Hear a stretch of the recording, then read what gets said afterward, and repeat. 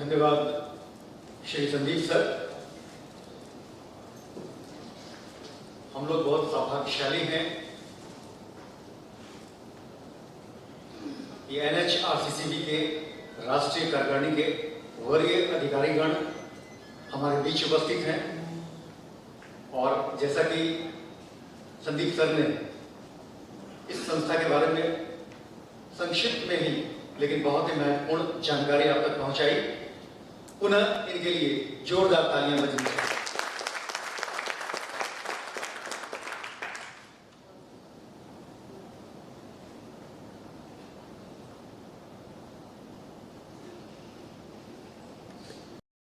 Team member हैं, हम इनका परिचय सिर्फ इतना ही कह के समाप्त नहीं करेंगे। हम आपको ये भी जानकारी दे दें कि पंकज रणजीत सर भारत नेपाल पत्रकार समन्वय समिति के प्रेसिडेंट भी रह चुके हैं और अंतर्राष्ट्रीय पत्रकारिता में इनकी महती भूमिका है। Please welcome Pankaj Ranjit sir. जोरदार तालियां बजाइए।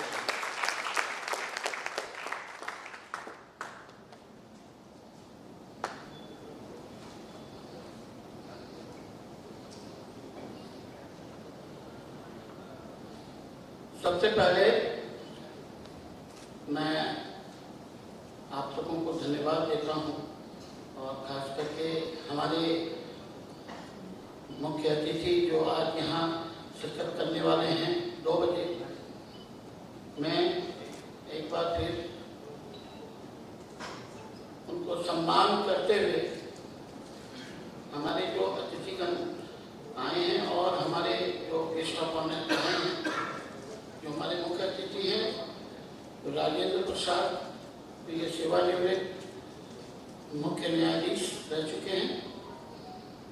मैं उनका सम्मान करता हूं। और खास करके इस सभा में इस संस्था के संस्थापक अध्यक्ष डॉक्टर रणधीर वर्मा जी, जो हमारे विशिष्ट अतिथि हैं, राष्ट्रीय सदस्यता प्रभारी संदीप कुमार जी, राष्ट्रीय महासचिव गिरीश चंद्रा जी, असम के state president Shri Santosh Kumar Kanu ji, human rights के activist doctor Ritu Ranjan ji, Shri M Narayan ji, doctor Shabnam Akhouri ji, doctor Rohit ji और national legal adviser Saurabh Mishra ji. सबसे पहले मैं आप लोगों का धन्यवाद करता हूं कि आपने इस कार्यक्रम में अपना कीमती और बहुमूल्य समय निकालकर यहाँ शिरकत किए हैं। तो मैं राष्ट्रीय मानवाधिकार एवं अपराध नियंत्रण ब्यूरो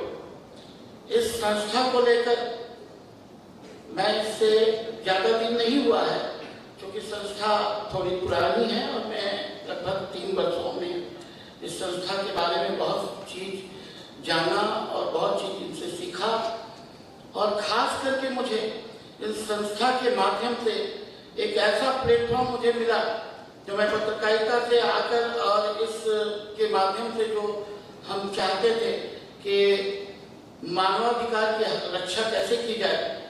जो इस इलाके में जिस तरह से मानवाधिकार का हनन हो रहा है, हम उसको उसकी रक्षा के लिए एक बेहतर प्लेटफॉर्म जो मुझे मिला और इसमें लाने में जो मेरा जो भूमिका रही है श्री शंभुनाथ झा जी का,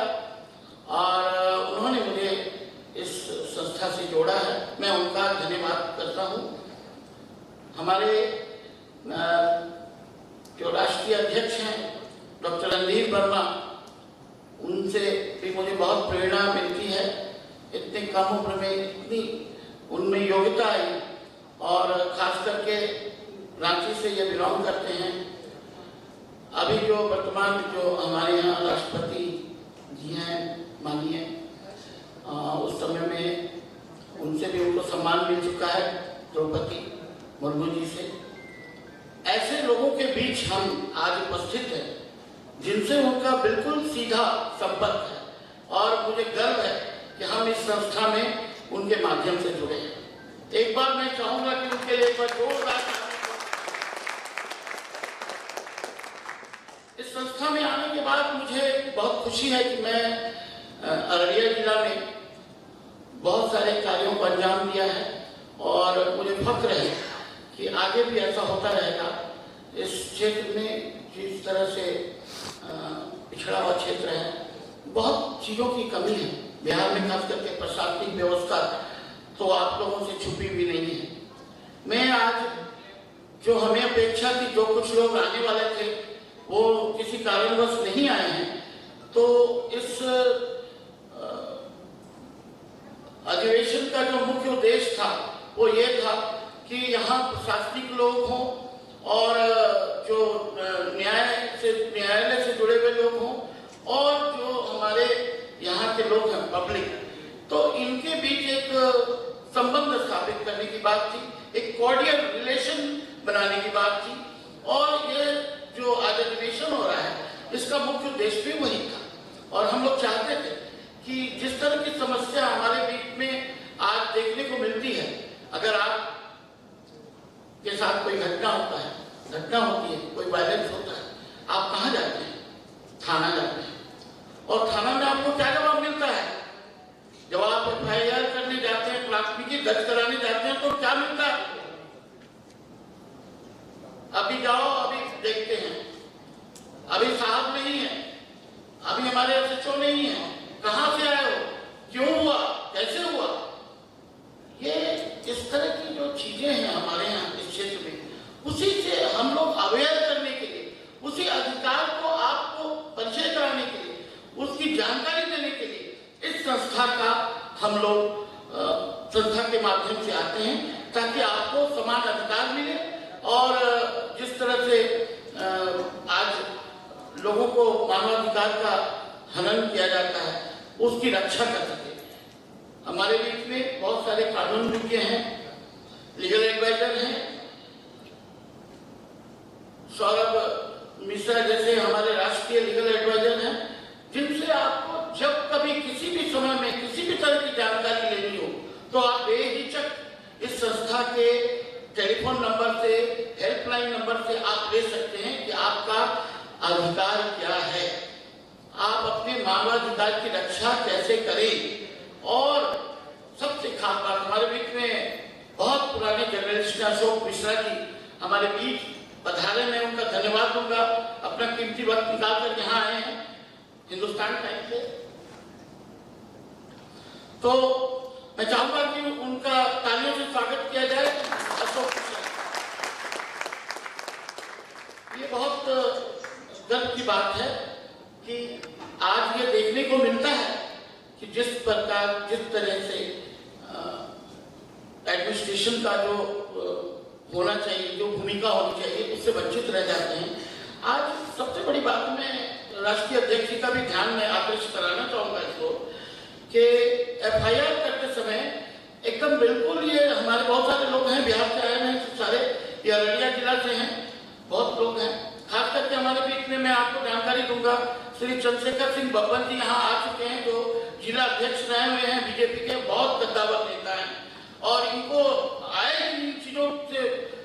जानकारी है कि जिला में किस प्रकार से थाना में क्या होता है। और जब आप FIR की कॉपी मांगते हैं तो FIR की कॉपी नहीं दी जाती है, ये कहा जाता है कि क्या है, आपने लिख दिया बस जाइए।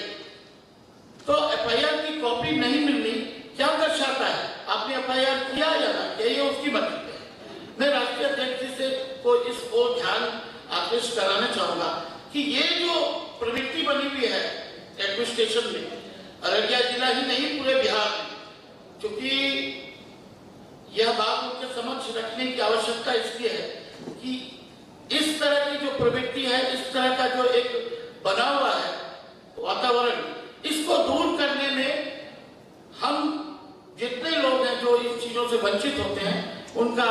भरपूर सहयोग चाहिए और इस चीज को खत्म करना होगा, बिहार से मिटाना होगा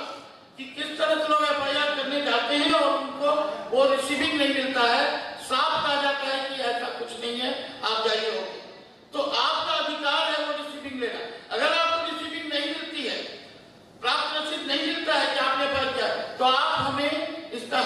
सहयोग लें, हम आपको इसकी मदद करेंगे, पूरी तरह से करेंगे। और जो भी आज हम लोग चाह रहे थे कम्युनिकेशन हो, बिहार के मंत्री आने वाले थे, हम लोग चाह रहे थे उनके बीच बात रखे, वो नहीं रख पाए, लेकिन फिर भी आज इस मंच के माध्यम से मैं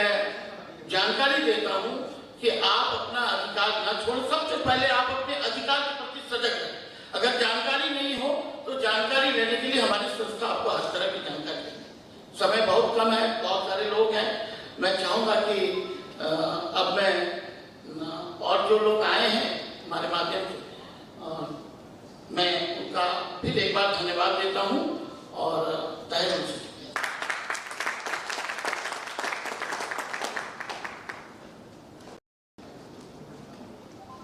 अभी आपने पंकज रणजीत सर को सुना, उनके लिए एक बार जोरदार तालियां लगनी चाहिए।